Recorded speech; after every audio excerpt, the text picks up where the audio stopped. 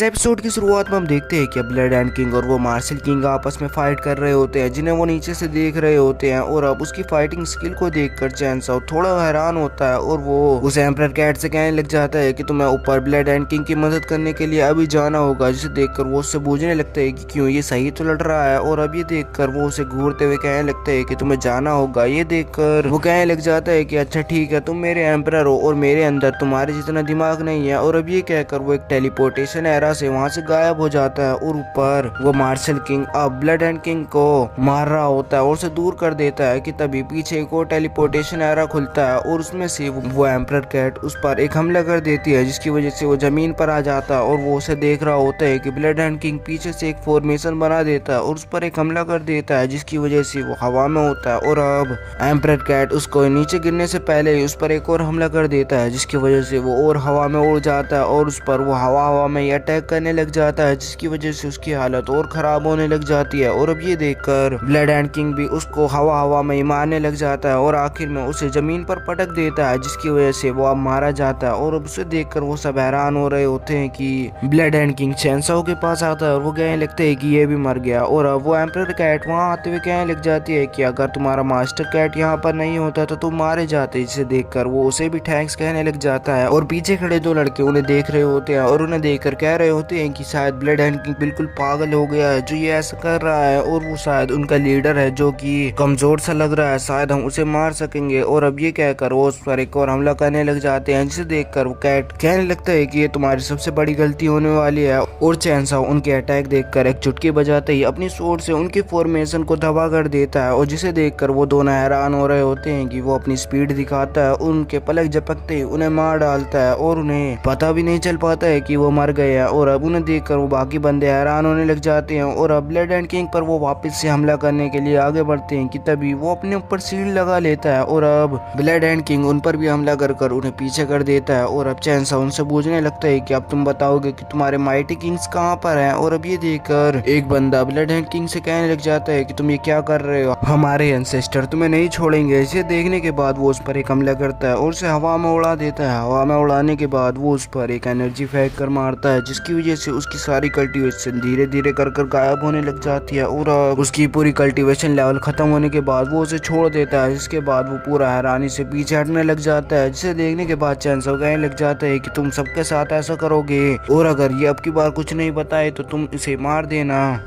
और अब ये देखकर ब्लड एंड किंग एक और बंदे को पकड़ लेता है और उससे उनके माइटी किंग्स के बारे में पूछने लग जाता है, जिसे देखकर वो डरते हुए कहने लग जाता है कि वो सारे एंशिएंट रूइंस में गए हैं और वो उन्हें उसके बारे में बताने लगता है। और वो कहने लगता है कि एंशिएंट रूइन बहुत ही खतरनाक जगह है अंदर से, और मैंने तो ये सुना था कि उस खंडर में जाने के लिए तुम्हें 7th रैंक ऑफ किंगू लेवल का होना ही पड़ेगा। जिसे देखने के बाद चैनसो उन खंडरों के बारे में उससे पूछने लगता है, जिसको देखकर वो कहने लगता है कि मुझे बिल्कुल नहीं पता, सच में मुझे नहीं पता है। जिसे देखने के बाद वो एम्परर कैट चैनसो के पास आता है और वो कहने लगता है कि मुझे उसके बारे में शायद पता है। जिसे देखकर वो कहने लगता है कि तुम्हें कैसे पता चला। तो वो कहने लगता है कि मुझे बहुत सारी जगहों के बारे में पता है। तो चैनसो से कहने लगता है कि तो तुम बताओ जल्दी से वो कहाँ पर होगी। तो वो सोचते हुए कहने लगता है कि मुझे एक तो पता है, शायद वो हो या ना हो। जिस पर वो ब्लड एंड किंग से कहने लगता है कि उन सब की सारी कल्टीवेशन को खत्म कर दो। और अब ये देखकर वो उस बंदे को नीचे जमीन पर पटकता है और उन सब की एक एक कर सबकी कल्टीवेशन को छीनने लग जाता है। और अब वो सब वहां से जाने लग जाते हैं और चैनसो कहने लगता है कि अब तुम्हारी पावर चली गई है तो तुम्हें अब अच्छा इंसान बनकर रहना होगा। और अब वो आगे बढ़ने लग जाते हैं और वहां पर वो एक बंदे को भागते हुए देखते हैं। इसे देखने के बाद ब्लड एंड किंग उस पर हमला करने लग जाता है, लेकिन वो उससे बचता हुआ उन्हीं खंडरों में अंदर छुपने के लिए भागने लग जाता है। जिसे देखने के बाद वो एक बड़ी ब्लड एंड फॉर्मेशन से उस पर हमला कर देता है और यहीं पर यह एपिसोड खत्म हो जाता है।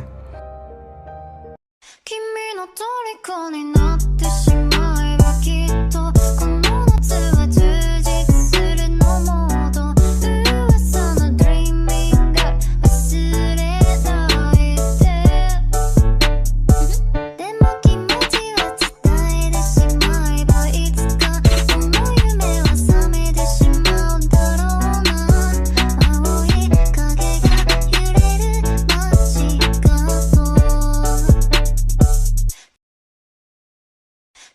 の虜にな